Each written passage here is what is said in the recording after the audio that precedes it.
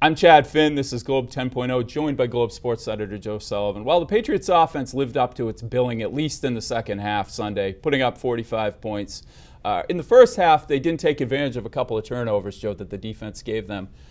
I guess we could look at it in the second half as they picked up the defense, but are there going to be times where defense has to pick up them? Well, I think any time over a 16-game and more NFL season, there are going to be times when your offense comes up short or your defense comes up short, and the other unit's going to have to carry it.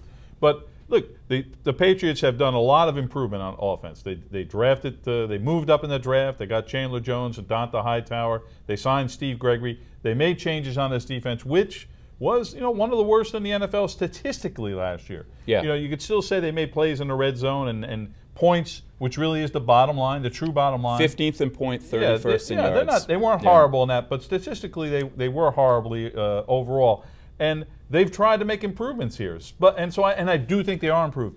But this team is an offensive team. The offense is still going to have to make the difference for the Patriots. Yeah, they need that defense to be not much better than they were in terms of that, at least points per game, the 15th overall. If they could get around that 10 or 12 range, I think that would be acceptable given what the offense gives them.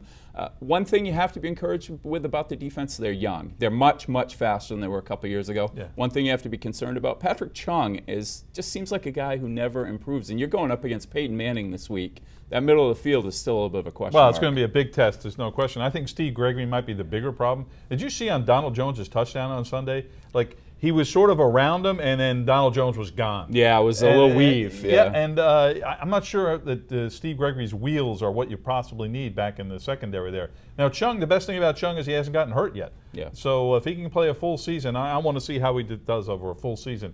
But, hey, look, the defense is improved. It's good.